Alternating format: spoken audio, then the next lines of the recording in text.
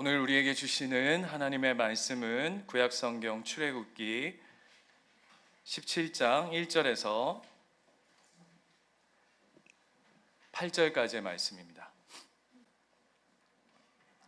오늘은 종려주일입니다. 예수님께서 예루살렘에 입성하시는 그날 온 하나님의 백성이 예수 그리스도를 기뻐 맞이하는, 그러면서도 예수님께서 십자가를 준비하는 그 시간의 첫날이 되는데요.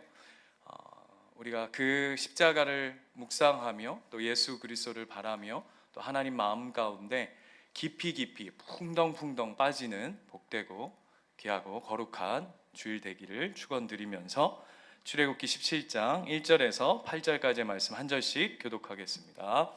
이스라엘 자손의 온 회중이 여호와의 명령대로 신광야에서 떠나 그 노정대로 행하여 르비딤의 장막을 쳤으나 백성이 마실 물이 없는지라.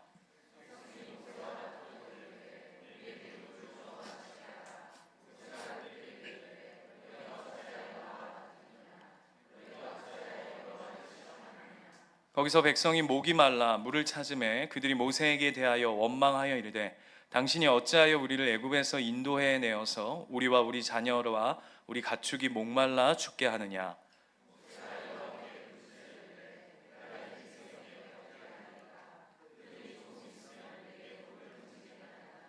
여호와께서 모세에게 이르시되 백성 앞을 지나서 이스라엘 장로들을 데리고 나일강을 치던 내 지팡이를 손에 잡고 가라.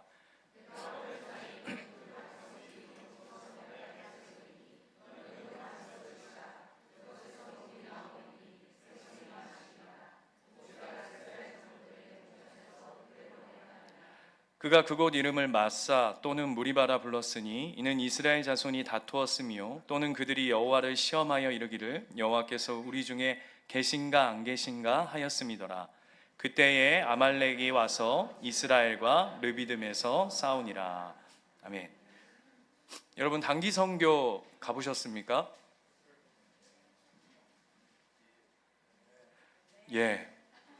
단기 선교들 가보신 분들도 계실 거고 안 가보신 분들도 계실 거고, 단기 선교의 일정이 빡세면 빡셀수록 그 안에 어떤 사소한 다툼들이 벌어지는 것들을 이렇게 볼 수 있습니다. 경험해 보기도 하는데요. 그 왜 그러냐 하면 어디에다가 목적을 두느냐에 따라서 이 반응들이 다르게 나오는 경우들이 참 많더라고요.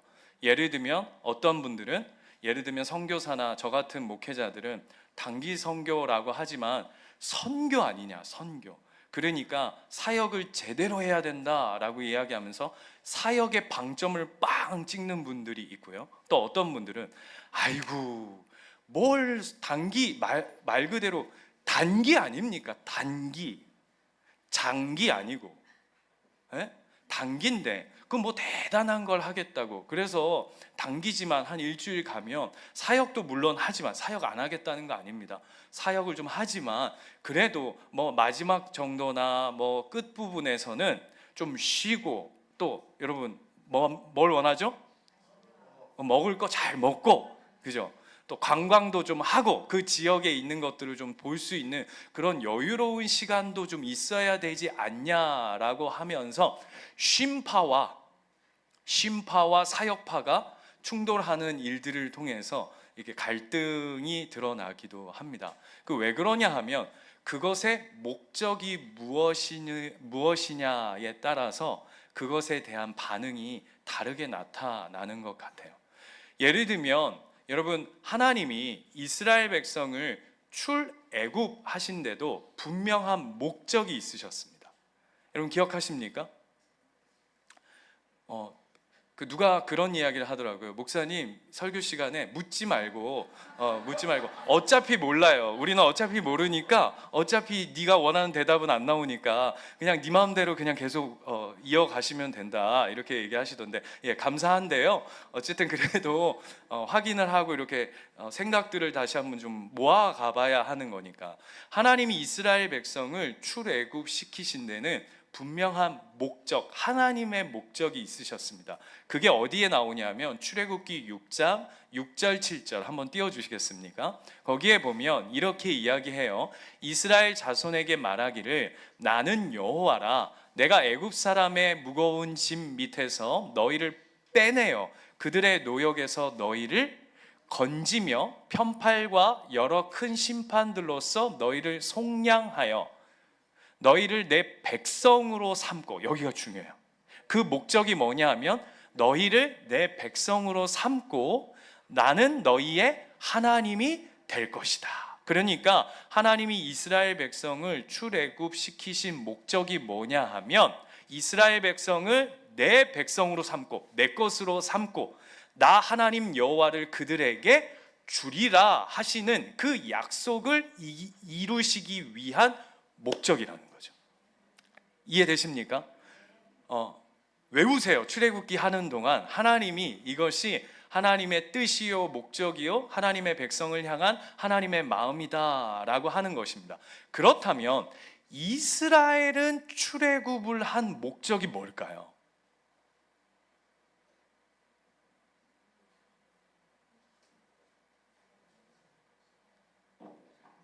자, 그분이 말씀하신 대로 해야 될 것 같습니다. 이스라엘은 목적이 뭐냐 하면 목적이 없습니다. 목적은 그저 뭐였냐 하면 그냥 누구든 상관없어요. 이게 포인트입니다. 예를 들면 이런 겁니다. 천지신명께 비나이다. 천지신명께. 여러분, 천지신명이라는 건 하늘과 땅 어디에 있는 신을 말하는 게 아니라 이 누구든 이 고난에서 나를 벗어나게만 해줄 수 있는 그 어떤 힘을 가진 존재라면 아무든지 상관없습니다. 누구든지 상관없습니다. 어디에 있든지 상관없습니다. 그 이름이 누구여도 상관없습니다가 이스라엘이 가진 출애굽의 목적이었어요. 그게 뭐였다고요? 고난만 탈출할 수 있다면, 고난만 벗어날 수 있다면 난 아무런 상관이 없어요 라고 하는 것이 목적 아닌 그들의 중심이었다는 것이죠. 그러다 보니 하나님의 목적과 이스라엘 백성의 목적이 다르다 보니 어떤 일들이 벌어지냐 하면 그에 대한 반응이 다르게 나타나요. 그 반응이 뭐냐 하면, 자, 3절 한번 보실까요? 3절에 가면 이스라엘 백성은 이렇게 이야기합니다. 거기서 백성이 목이 말라 물을 찾음에, 물이 또 없었던 거죠. 그들이 모세에게 대하여 원망하여 이르되, 이렇게 돼 있어요.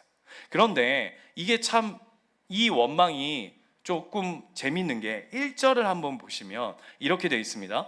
이스라엘 자손의 온 회중이 모두가 뭐라고 돼 있냐면 여호와의 명령대로 신광야에서 떠나 그 노정대로, 어디가 강조냐 하면 여호와의 명령대로, 그 노정대로예요. 여기서의 노정대로는 뭐냐 하면 이 이야기를 하는 겁니다. 자꾸 만나래. 불기둥 구름기둥이 이끌어가는 대로예요. 이해되십니까? 무슨 얘기냐면 이스라엘 백성이 하나님 말씀대로 쫓아갔고 불기둥 구름기둥을 쫓아가서 드디어 어디에 도착하냐 하면 르비딤이라고 하는 곳에 도착합니다. 여러분, 르비딤이 어디냐 하면 휴게소입니다. 휴게소예요. 좋죠. 여러분, 광야길이 막 험난하고 막 힘들어 죽겠는데 어디가 이제 나오냐 하면 우리 아이들하고 이렇게 저희 아이들을 차에 태우고, 저희가 인원이 많지 않습니까? 이제 차에 태우고 이제 출발을 하면 이제 처음에는 어떻게 하냐면 막 이렇게 뭡니까, 이게 에너지가 차 안에 가득합니다. 막 뿜뿜 막 이렇게 하다가 좀만 가면 지들 다 자요. 지들 다 자다가 자 언제 깨우냐면 자 휴게소 왔다 그러면 기가 막히게 전부 다 어떻게 하냐면 졸리인데 잠이 다 깨지 않았는데 주섬주섬 막 신발 신고 막 옷 입고 뭐 할 준비를 하죠? 내릴 준비를 합니다. 그러면서 뭐라고 얘기하냐면 우리 아이들이 아빠 지갑 챙겼죠? 뭔지 알겠죠? 휴게소를 가는 이유, 이해되십니까? 오늘 이스라엘 백성이 광야를 지나가는 시간들 속에 빡셌단 말입니다. 그죠? 그러고는 르비딤에 이제 딱 도착하면 이 이스라엘 백성들이 생각하는 어떤 기대와 방향성이 있었을 것이라고요. 아, 여기서 우리가 좀 쉬겠구나. 아, 여기서 좀 우리가 좀 놀고 가겠구나. 아까 우리 식으로 하자면 단기 선교 이야기식으로 하자면 우리가 빡세게 사역했으니까 이제 이쯤 되면은 좀 쉬고 관광하고 맛있는 거, 여기 이 나라의 그 중요한 거, 아주 유명한 것들을 우리가 좀 골라 먹어보는 그 재미, 그러면서 본국으로 돌아갔을 때 선교를 갔다 온 자와 선교를 갔다 오지 않은 자의 그 틈을 뭔가 이렇게 적극적으로 표현하면 수준 떨어질 것 같으니까 거기 갔더니 뭐가 맛있더라 이렇게 얘기하면서 뭔가 이렇게 싹 너와 나는 선교의 어떤 극명한 차이를 보여준다라고 하면서 이렇게 싹 밀어붙이는 표정들이, 너나 그렇지 우리는 그렇지 않다 이렇게 생각하는데, 그 기대치가 있었을 것 같은데 물이 똑 떨어진 거예요. 이해되십니까? 그러니까 이들의 원망이 어떻게 나오냐 하면 3절 보세요. 목적이 다르자 그 목적의 다른 것에 대한 반응이 하나님 왜 이렇게 하십니까? 라고 원망이 나옵니다. 왜 이러십니까 도대체? 로 나와요. 이와 대비되어지는 4절에 똑같은 이야기 속에 모세의 반응은 사뭇 다릅니다. 왜냐하면 모세는 어느덧 하나님의 목적과 통해 가고 있어요. 그러자 모세는, 자 보세요 4절, 모세가 여호와께 부르짖어 이르되 내가 이 백성에게 어떻게 하면 좋겠습니까? 라고 하면서 하나님의 마음과 뜻을 구하는 자리로 갑니다. 자, 목적이 다르자 한쪽은 이스라엘 백성은 왜? 라고 하는 원망과 불평과 그것에 대해서 그 마음에 있는 것들을 막 쏟아내는데, 한쪽 모세는 뭐라고 이야기하냐면 하나님 어떻게 해야 되겠습니까? 라고 하면서 하나님의 뜻을 구하는 자리로 온다는 것이죠. 제가 저는 합신대학원 대학교를 나왔습니다. 저희 학교가 참 작은데요, 그럼에도 불구하고 제가 그 큰 교단을 가려고 그 준비를 하다가 아주 작은 합신이라고 하는 대학원을 간 이유가 무엇이었냐 하면 그곳에 계시는 그 교수님의 가르침과 나는 앞으로의 목회를 저분의 영향 아래서 저분의 어떤 설교와 성경을 보는 눈과 그 목회의 지향성과 이런 부분들을 나는 그대로 좀 이렇게 배우고 익히면 좋겠다라고 하는 그 마음을 가지고 학교의 문을 두드렸습니다. 근데 저희 학교의 별명이 있습니다. 그게 뭐냐 하면 합신고등학교입니다. 근데 합신고등학교인데 합신고등학교 중에서도 고3고등학교입니다. 그러니까 공부를 어떻게 시키냐 하면 그냥 아무런 생각을 할 수 없게끔 막 잡아 돌립니다. 제가 예전에도 한번 몇 번 말씀드렸는데 여러분, 학기가 시작해야 수업이 시작하는 거 아닙니까? 그죠? 그런데 저희 신학교는 학기가 시작하기 전 그 겨울 방학, 그러니까 3월에 시작하니까 1월 달에 12월부터 선발된 학생들을 미리 불러 모읍니다. 그리고는 뭐 하냐면 헬라어, 히브리어를 막 잡아 돌립니다. 그리고 어떻게 하냐면 월요일부터 금요일까지 가서 오늘 하루 이빠이 공부합니다. 아침 먹고 공부하고 아침 먹고 칠판에, 여러분 헬라어, 히브리어 글자 보신 적 있습니까? 보시면 아세요? 몰라요. 막 꼬부랑 글씨에 베레시트가 어쩌고 그러면 막 칠판에 이빠이 써놓거든요. 그러면 예를 들면 이런 겁니다. 그걸 하루 종일 공부하고요, 그 다음날 아침에 딱 들어가면 시험을 봅니다. 그러니까 하루 종일 공부하고 그 다음날 시험, 하루 종일 공부하고 그 다음날 시험, 하루 종일 공부하고 그 다음날 시험, 이게 2달을 합니다. 제가 말씀드렸죠. 제가 한 2주차쯤 들어갔는데 하루에 2시간, 3시간 정도 자야 이걸 패스를 할 수가 있어요. 누가 자꾸 제가 공부하고 있는데 여기서 누가 저를 이렇게 땡기는 거예요.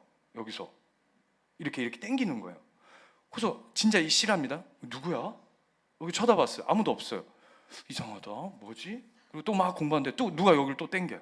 알고 봤더니 안 하던 공부를 하니까 안면 마비가 와가지고 여기가 막 이렇게 막 땡겨가는 거예요. 실제로 저희 학교에 암 투병하다가 완치 판정을 받았다가 저희 학교에 와서 재발해가지고 실제예요. 소천하신 신학생이 계셨어요. 기본적으로 학생들이 어떻게 되냐면 눈이 다 터집니다. 충혈이 다 돼가지고 입에 여기에 뭐 버즘 뭐 이게 입술 이렇게 뭐 찢어지는 거는 일도 아니에요. 그냥 다 그러니까 그냥 이게 그러니까 보통 그렇게 해서 1학년 들어오면 누가 1학년인지 2학년인지 3학년인지 다 알아요. 여러분 아시죠? 군대를 가도 2등병, 1병, 2등병, 1병, 상병, 병장 다 티나잖아요. 병장 어떻습니까? 이게 군인인지 그냥 일반 사람이 민간인인지 모를 정도로 막 머리도 만지고 막 얼굴도 막 피부 미용을 굉장히 갖춰가지고, 근데 누구는 완전히 만신 차이가 나 있죠? 2등병 훈련받고 막 이러는 2등병은 만신 차이가 나 있듯이 제가 그런 시간을 보냈어요. 그러면서 제가 그게 너무 이해가 안 되는 거예요. 아니 왜 이렇게까지 해? 그리고 여러분 목회해 보잖아요. 헬라어 히브리어를 읽고 파싱해서 하는 목회자, 그렇게 하면 설교 준비를 못 해요. 이미 헬라어 히브리어 파싱이 다 되어져 있단 말입니다. 되어 있는 것 정도를 보는 것만으로도 대단한 목회자거든요. 보통 그 헬라어 히브리어 안 봐요. 이렇게 자꾸 나를 폭로해서 큰일 나는데, 그런데 뭐하러 이걸 이렇게까지 막 이렇게 사람 막 누구는 가시고 누구는 막 입이 막 몸이 망가지고 이렇게까지 잡아 돌리나. 그래서 제가 이거 진짜 실제인데 1학기를 딱 마치고 내가 잘못 선택했나? 그때 그 학교를 갔어야 되는데 내가 여기 잘못 왔나? 그만 때려쳐야 되나? 막 진짜 누가 그러더라고요. 요즘 회사원들은 다 여기다 사표를 넣고 다닌다고. 저는 진짜 여기다 자퇴서를 진짜 써서 넣고 다니고 싶을 정도로 맨날 고백하면서 질문이 그거였어. 왜? 도대체 왜?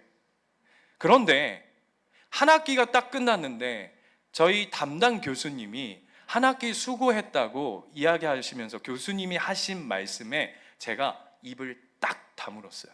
그게 뭐였냐면 교수님이 이렇게 얘기하시는 거예요. 신학교는 지식과 학문을 가르치는 데가 아닙니다. 그런 어떤 성경 지식, 어떤 성경에 대한 학문, 이걸 어떻게 배워가지고 어떻게 써먹을까, 그런 거를 배우러 들어오는 사람들이 99%다. 쉽게 말하면 학교 와서 좋은 열매들만 똑똑 따먹으려고 하는 사람들이 수십 명인데, 학교는 학생을 키워내거나 학자를 키워내는 것이 목적이 아니라 우리 학교는 목회자를 키워내는 자리다. 그래서 뭘 가르치냐 하면 목회자의 자세와 태도를 가르치는 것이다. 그래서 우리는 힘을 빼게 만든다. 그래서 진짜 이게 안 되는구나 라고 하지만 그것에 네 자세와 태도를 어떻게 앞으로 하나님 앞에 겸손히 내려놓을 건가를 배우는 자리이기 때문에 이와 같은 강력한 훈련으로 나온다. 제가 그 이야기를 들으면서 인생이 목적이 달랐구나. 나는 그저 이 머리를 채우는 것으로 이 학교를 들어왔는데 이 학교의 목적은 그게 아니었구나 라고 하는 생각으로 딱 마음이 딱 자리하자 제 모드 자체가 바뀌어졌어요. 공부하는 것이 목적이 뭔가를 고민하기 시작하는 거죠.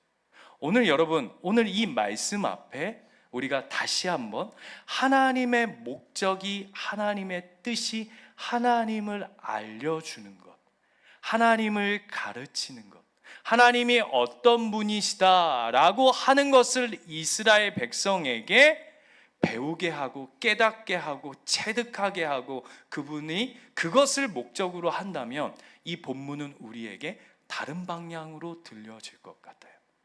그래서 오늘 이 원망은 조금 더 우리가 살펴봐야 하는 게, 앞에도 숱한 원망들과 불평들이 있지 않았습니까? 예를 들면 앞에도 마라, 그 다음에 만나와 메추라기 사건을 통해서 물이 없어서 불평하고, 또 먹을 것이 없다고 불평하고. 여러분 아시죠? 우리가 애굽에 살 때는 고기가마 곁에 살아서 그때가 훨씬 좋았더라라고 하면서 왜곡된 기억들을 가지면서 막 원망하고 불평했던 그들. 그런데 오늘 이 원망은 그보다 더 깊이 들어갑니다. 그게 뭐냐 하면, 자 7절 가볼까요? 7절을 가면 이 원망이 어디까지 가버리냐 하면, 보세요. 그가 그곳 이름을 마사 또는 무리바라 불렀으니 이는 이스라엘 자손이 다투었으며, 여기서의 다투었다는 건 하나님하고 다투었다는 겁니다. 그런데 여기서의 다투었다는 건 그냥 불만하고 원망하고 그냥 투덜투덜했다라고 하는 정도의 이야기가 아니라, 이 다투었다라는 건 전쟁을 이야기합니다. 이거는 이제 다음 주에 제가 이걸 구체적으로 아말렉 전투를 제가 2번 걸쳐서 할 거거든요. 목사님 다음 주는 부활절인데요, 제가 이 본문을 통해서 부활절을 풀어낼 겁니다. 아무도 놀라지 않죠? 예. 그래서 오늘 보세요. 아말렉 전투는 한 절 읽어놓고 오늘 설교 제목이 아말렉 전투예요. 이상하다. 아무도 이상하다 생각하지 않으시겠지만 저는 이상해야 됩니다. 그래서 자 보세요. 하나님하고 다퉜대요. 무슨 얘기냐면 하나님하고 전쟁을 치렀답니다. 근데 그 전쟁의 내용이 뭐냐 하면 요따우로 얘기했기 때문에 하나님하고 전쟁을 치른 거예요. 그 이야기의 핵심이 뭐냐 하면, 그들이 여호와를 시험하여 이르기를 여호와께서 우리 중에 계신가 안 계신가 하였음이더라. 우리는 그냥 한 절 가볍게 읽고 지나갈 수 있지만 이걸 이렇게 바꿔서 설명할 수 있어요. 아니 하나님이 살아계시다면, 아니 하나님이 우리와 함께 계신다는데 도대체 뭐 하시는 거야? 도대체 어디 계신 거야? 아니 하나님 살아계시다며, 함께 하신다며 도대체 뭐 하는 거야? 어디 다른 데 가신 거 아니야? 라고 하면서 뭘 시험거리로 들고 들어오냐 하면 하나님에 대한 존재의 거부를 가지고 들어오는 거예요. 하나님이 이거에 대해서는 절대 물러서시지 않는다라고 하는 이야기로 들어오는 거죠. 이걸 우리 버전으로 한번 바꿔볼까요? 우리도 신앙생활 하다 보면 이럴 때가 있어요. 우리의 삶 속에 뭔가 문제가 빵 터지잖아요. 뭔가 조그만한 문제가 딱 터지면 어느덧 하나님 없는 사람처럼 살 때가 많아요. 문제 하나가 탕 떨어지면 이 하나님 믿는 사람 맞나? 문제가 떨어지는 동시에 예수님이 사라져버리는 삶. 어떤 이는 문제가 딱 떨어지면 없던 하나님도 오시는데, 어떤 이들은 문제가 딱 떨어지면 이 느낌 아시겠어요? 이런 삶이 있는가 반면 우리도 이런 비슷한 원망들 속에 이런 고백을 하시는 분들이 최근에 진짜 많아요. 제가 이번 주만 우리 식구들 상담을 막 5차례 한 것 같은데 하루에 막 2분씩 뵙고 막 이런 얘기하면 누구냐가 궁금한데 그런 얘기 그거 궁금해하지 마시고 이런 이야기들을 많이 하세요. 목사님 진짜 너무 힘든데, 너무 막 죽을 것 같고 너무 어렵은데 내 삶이, 그래서 진짜 내 인생의 결정적인 순간 하나님 여기에서 이때 한번 힘 한번 확 주십시오. 내가 다른 때 구하는 것도 아니잖아요. 내가 하나님의 말씀대로, 하나님이 시키는 대로, 그 노정대로 쫓아왔잖아요. 그런데 왜 정작 내 삶이 고단하고 힘들고 진짜 내 삶이 그냥 바닥으로 확 꺾일 것 같은 그 결정적인 순간에 왜 하나님 안 보이십니까?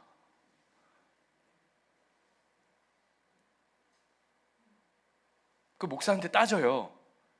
이렇게 따진다와 원망과 안타까운 그 어디쯤 있는 것 같아요. 그러면서 이렇게 물어요. 하나님 어디 계시냐고. 목사님, 왜 내 인생에는 그 결정적인 순간에 나는 왜 하나님이 안 보일까요? 또 이런 고백하시는 분들이 있어요. 목사님, 저는요, 남들은 그냥 너무 그냥 누군가에게는 너무나도 평범한 일상이 그냥 누군가에게는 그냥 너무 평범해. 너무 평범해. 근데 이 누군가에게는 너무 평범한 이 일상이 나에게는 왜 특별해야 되냐고. 밥 먹고 그냥 살고 자고 일어나고 그냥 이렇게 살아가는 너무 그냥 평범한 그 일상이 왜 나에게는 왜 이렇게 어려운 일이 되어야 되고 특별한 일이 되는 존재로 이렇게 살아가야 할까요? 라고 하는 답답함의 질문들을 던지는 분들이 많아요. 여러분 어떠세요? 이 숙연함은 이하 동문이라고 해석해도 되겠습니까? 그럴 때마다 저와 여러분은 어떤 처방전을 받으셨어요?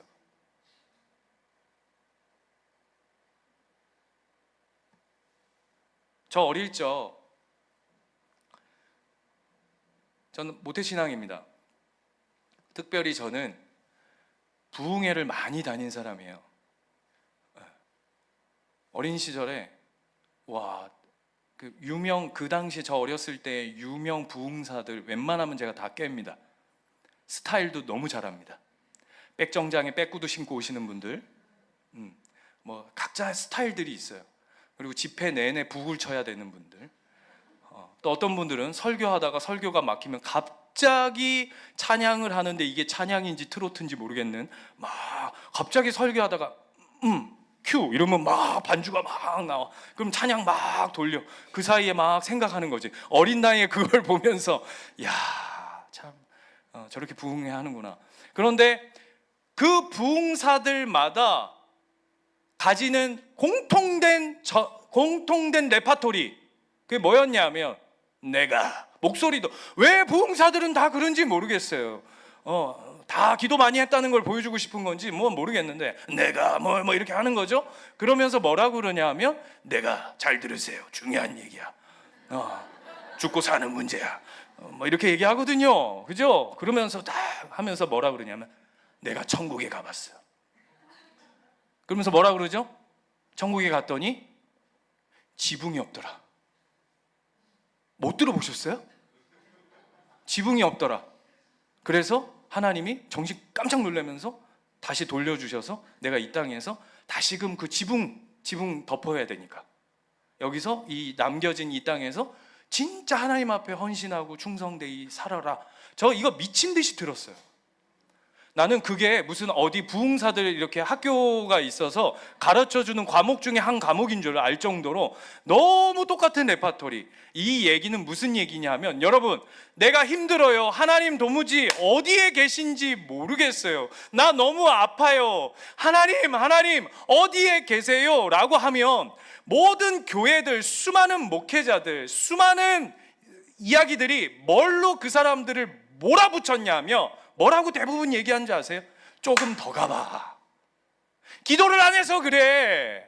네가 헌신이 부족해서 그래. 네가 조금 더 열심으로 신앙생활을 해봐. 진짜 너 그 정도 하니까 하나님이 오다가도 너한테 올라고 은혜 주려고 싹 봉두에 봉투에다 은혜 담아가지고 뭐라더라? 무슨 4차원 은혜? 뭐 4차원 뭐 이런 거 담아가지고 뭐 앞뒤 옆 위 아래 4차원으로 너에게 은혜를 주려고 하다가 네가 그렇게 좀 뭔가 좀 하려고 해서 반짝하다가 그만둬 버리니까 하나님도 싹 뒤로 넣어버리다. 그러니까 몰아붙여, 그래 더 달려가봐 라고 하는 그 열심을 강조하는. 그래서 여러분 많이들 속았잖아요. 그래서 어떻게 했어요? 달달달달달달 뽑고 더 뽑고 더 뽑고, 그래가지고 어떻게 하죠? 막 촉매제 넣고 막 뿜뿜뿜뿜 가자, 전도 더 해와라, 헌금 더 해라, 기도 더 해야지. 그 정도 신앙생활로 하나님이 너한테 보이겠니? 그런 하나님 마주하지 않았습니까?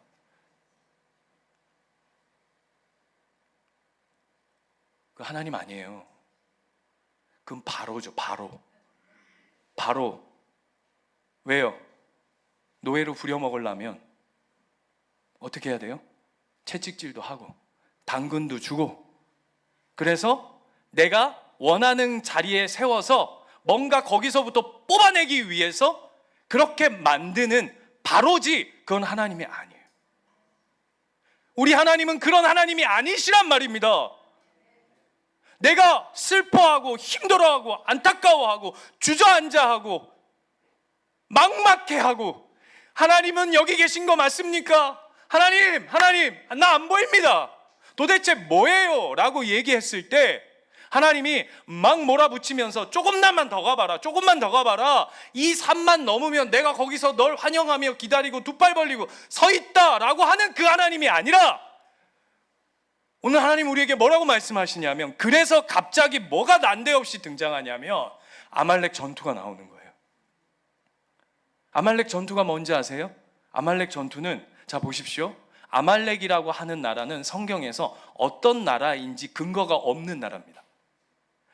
재밌게 보시면 출애굽기에 난데없이 등장하는 게 아말렉이고요, 사울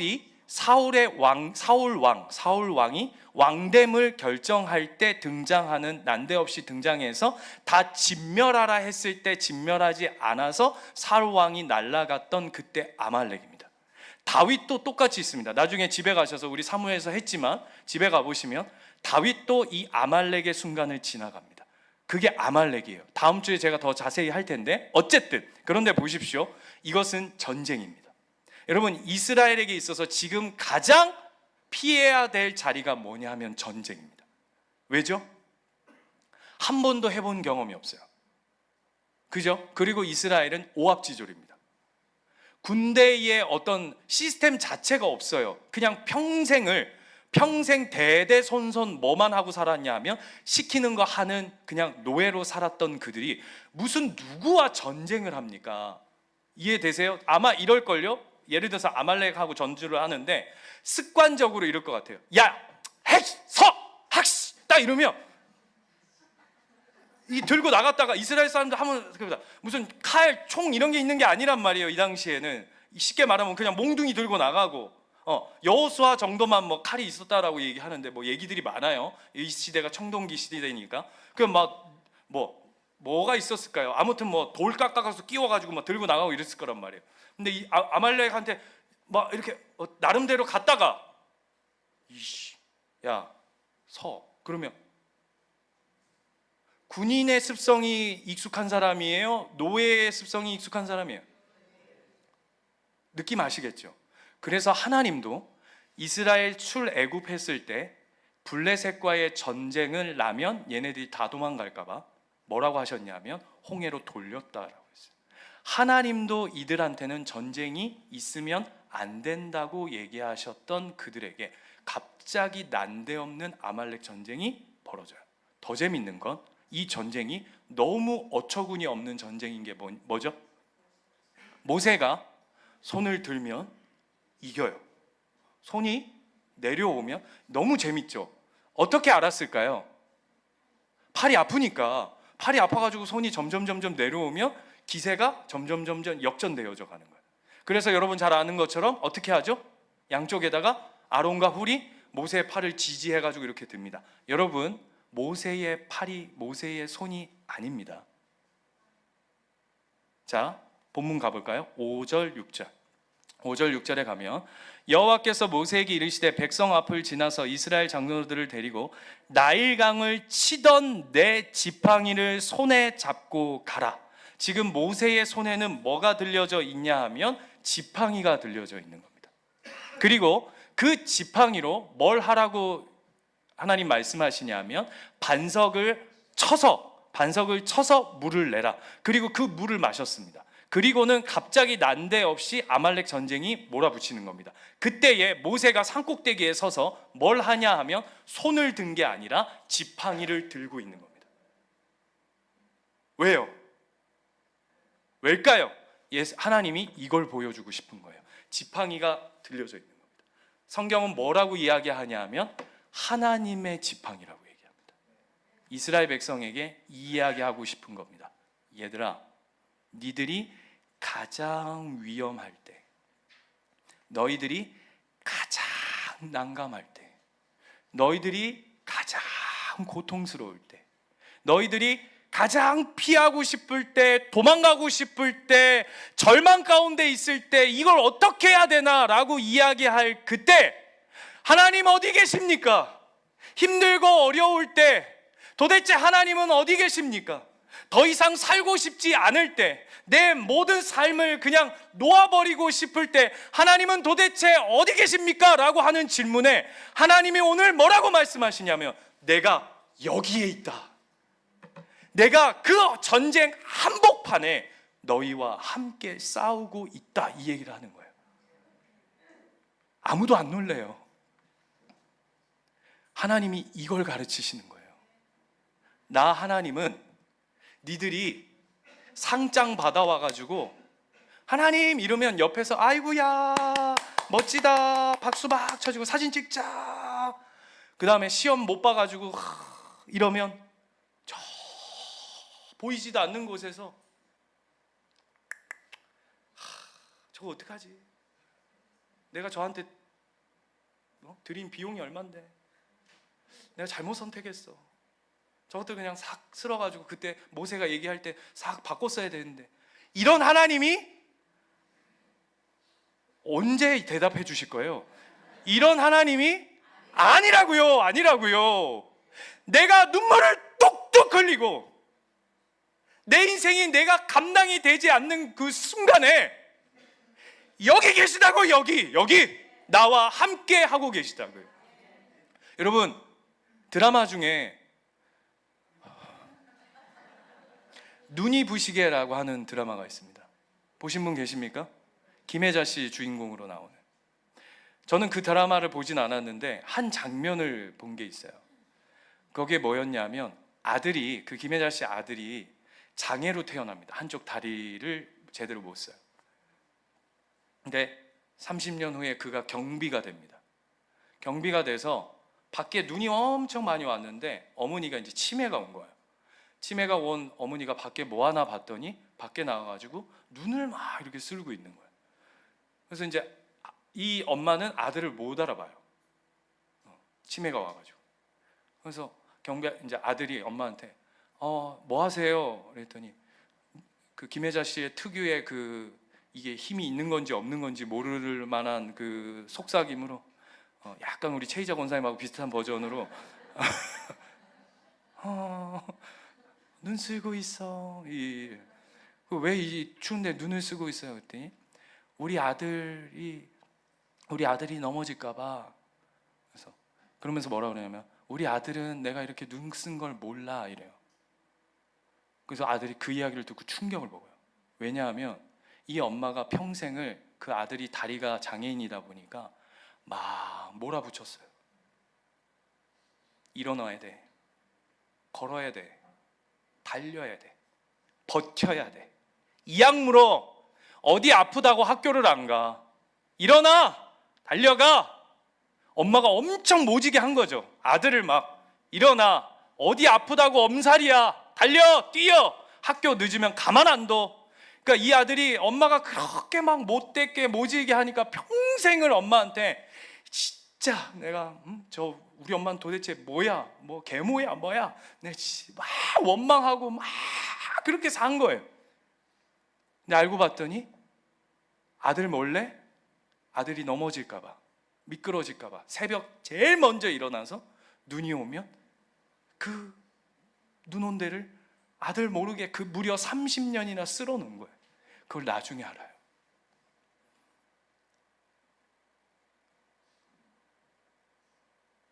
엄마가 없었습니까? 우리 인생에 하나님이 안 계셨어요? 아니에요. 거기 함께 계셨어요. 나 여기 있다. 니들과 함께 있다.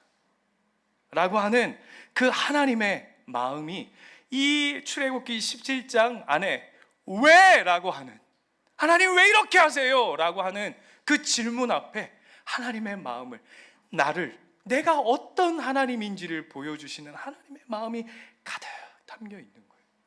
여러분, 하나님이 보이시지 않을 때가 있어요.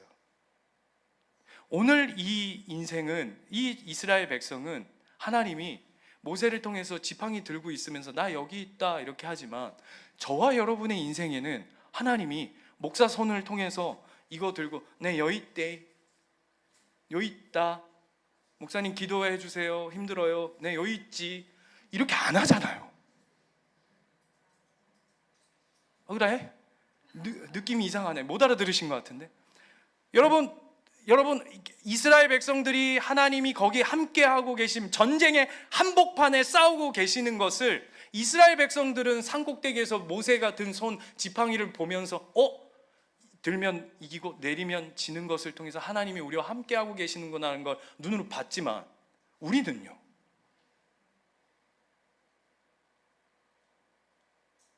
우리는 그게 답답한 거잖아요.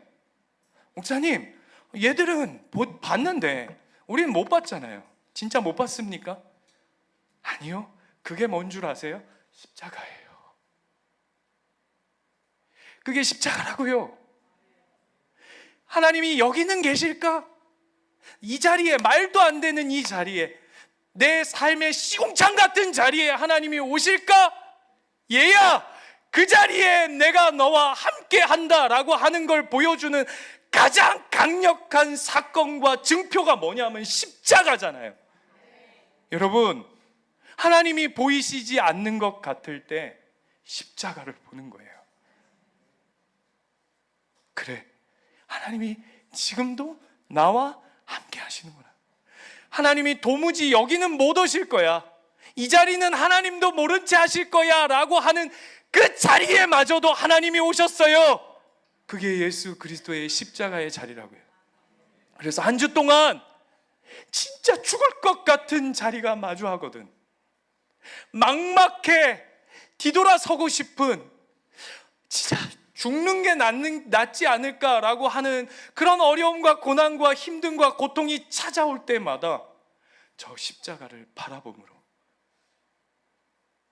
하나님이 나와 함께하고 계시는구나 라고 하는 걸 생생하게 경험하시는 저와 여러분 되시기를 축원드립니다. 기도합시다.